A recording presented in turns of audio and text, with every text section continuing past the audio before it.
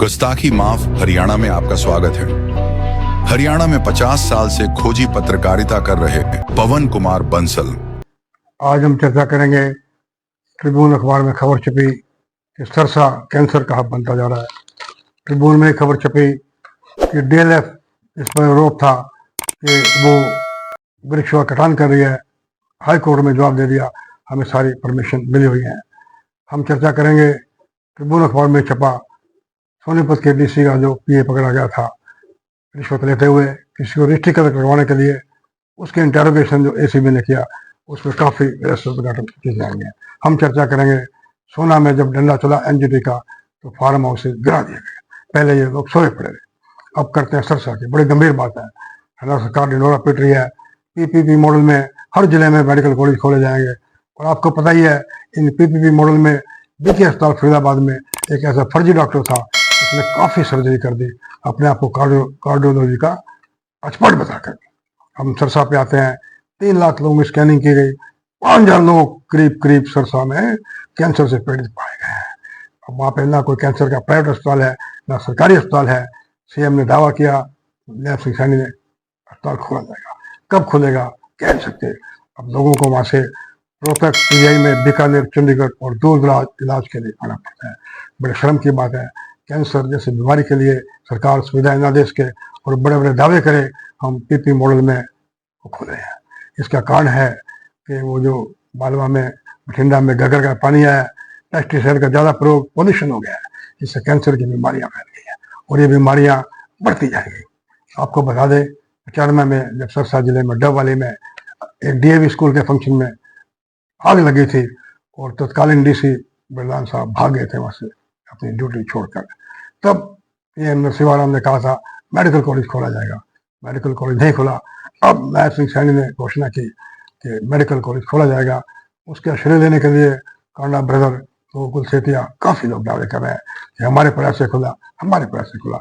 कब खुलेगा ना खुलेगा। आप और भी बता दें कि बहुत पहले महाराजा अग्रसेन मेडिकल कॉलेज अग्रोहा जो सरसा के पास ही है, वहां पर किसी बॉम्बे के दानवीर ने करोड़ों रुपए की ऑफर की थी कि मेरे परिवार के एक सदस्य इसकी कैंसर से मृत्यु हो गई थी कि नाम पर कैंसर अस्पताल बना दिया जाए। लेकिन बड़े शर्म की बात है तत्कालीन सीएम मनोहर लाल ने इस प्रोजेक्ट को सिरे नहीं चलने दिया। अगर सैन कॉलेज अग्रोहा में ये प्रोजेक्ट बन जाता तो काफी लोगों को सुविधा मिल जाती, सरसा के लोगों को, कैंसर पीड़ित को। लेकिन बड़े शर्म की बात है मनोहर लाल ने राजनीतिक कारणों से क्यों नहीं ऐसा होने दिया। ये बड़ी अजीब बात है। एक खबर पिछले दिनों एनवायरमेंट के एक्टिविस्ट अशाली राणा, ओबेराय, गौरी सरीन आदि ने प्रदर्शन किया नरबीर सिंह की कोठी के बाद। जो एनवायरमेंट मिनिस्टर है उन्होंने आरोप लगाए कि डीएलएफ फेज 5 में वृक्ष काटे जा रहे हैं और वन्य जीवन भी प्रभावित हो रहे हैं। रात को वृक्ष काटे जा रहे हैं जो कि नियमों का उल्लंघन है। हाई कोर्ट ने इस मामले का सुमोटो संज्ञान लिया। डीएलएफ को, नगर निगम को नोटिस जारी किए। लेकिन डीएलएफ ने कह दिया कोर्ट को उनके पास सारी परमिशन है, उनके पास सारी परमिशन है वृक्ष काटने की। उन्होंने कहा ये उनकी अपनी जगह है, अपनी जगह पे वो काम कर रहे हैं। अब जो पर्यावरण के एक्टिविस्ट हैं, विशाली राणा वगैरह, वो कह रहे हम क्या कर सकते हैं, हम तो अखबारों में जा सकते हैं, मिल सकते हैं।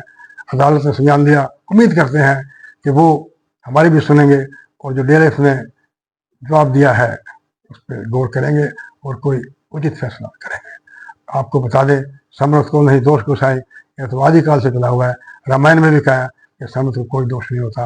बहुत पहले जैसे बात था नोबडी किल्ड देश का लाल, इस तरह डीएलएफ ने कोई अपराध नहीं किया। भाई वो तो रैपिड कंपनी है, इंटरनेशनल कंपनी है, वो गलत काम क्यों करेगी। वो तो सारे कायदे कानून के अनुसार चलती है। और वैसे भी जो कायदे कानून देने हैं, परमिशन देनी है, वो तो सारे उनकी जेब में है। वो कागजों के पेटा पूरा कर दिया हुआ।